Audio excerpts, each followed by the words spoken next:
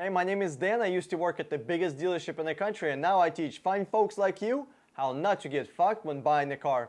Now in this video I want to talk to you about depreciation, where it comes from, and why your cars will depreciate 50% in first 3 years. Number one is because there's just plenty of cars around there. There's a lot of cars. We don't have a shortage of cars. And if you know market, if you understand supply and demand, if there's a lot of supply but demand stays the same, prices will go down. And that's what's happening. We have a lot of cars. We're actually overproducing cars by 10%, which is crazy.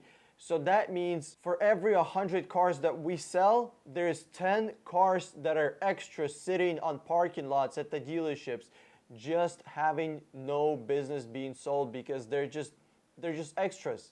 They're just overproduced. Now the second reason your car will lose 50% in the first 3 years is because of cashback and rebates. This is not offered by dealerships. If it was dealerships' will, we will never have cashbacks. We will never have rebates.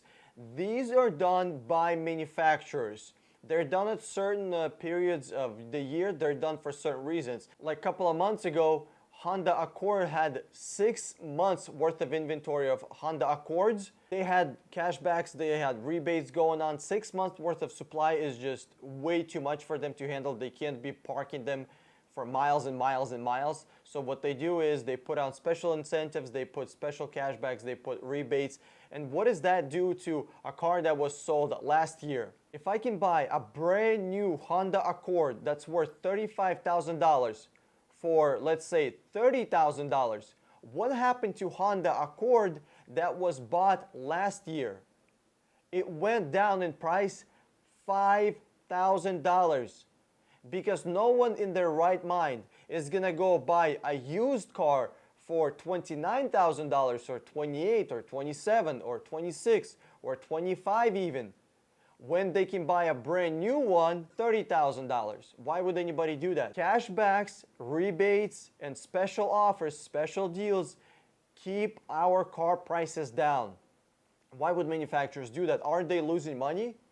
Not necessarily, because the more cars that manufacturer will put out into the world, the more money they're gonna make from repairs, from parts.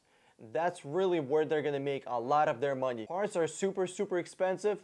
For example, if a car needs a new suspension, new generator, a new water pump, a headlight after a car accident, or whatever the situation is, you know how much profit there is in there? Like a lot. Pretty much 80% of whatever the part you're buying is pure profit. 80%. So when they're selling cars, it's great, but parts is where they really shine. However, there is an opposite side. There is a counterforce. And this is called KBB, NADA, dealership trade-ins. Our cars would depreciate even faster. And I am all for depreciation. I love depreciation. And why is that? Because it allows me to buy cars at low and true market pricing. That's it. That's why I love depreciation. Why would I buy a brand new car when 3 years later I can buy the same car with any color with a bunch of options that I want for half the price? Why would I buy a new car? It just doesn't make sense for me to do that. Depreciation is a natural thing. It's not a bad thing. It's not bad that your personal car is being depreciated. If your car is being depreciated from 100% to 50%, that's kind of 100% your own fault. You should have bought a car that's 3 years old at 50% off already. And then you wouldn't be getting hit with this depreciation baseball bat in the face. So when depreciation occurs, it's only natural. But there's 3 forces that keep our car prices high, new and used. That's KBB, NADA, and dealerships, especially trade-in, especially used car dealerships. So if you increase the used car prices up, what's gonna happen? The new car prices will also go up. So it's the dealerships that are constantly raising the prices. It's not the car manufacturers. It is not the car manufacturers. It's not the price to produce a car. It's not the expensive materials. Expensive material has went down. Price to manufacture a car has went down significantly. a lot because of robots. Can we compare robots in 2018 compared to 1980s? Are they kind of different? Yeah, they're hella different. They're way better. They're faster. They're more efficient.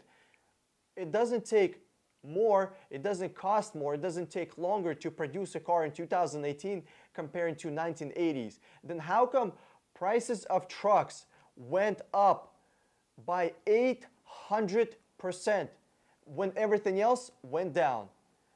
Simple. Because of dealerships. Dealerships are constantly raising the prices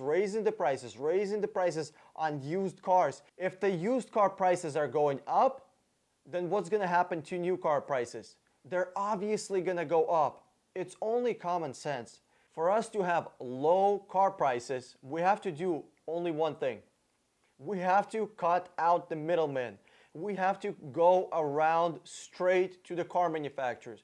We have to buy cars directly from car manufacturers. And there's nothing I can do about this, unfortunately, because dealers are paying millions and millions and millions and millions of dollars to state government, to local politicians to have car dealerships be in place and us not being allowed to buy cars directly from manufacturers.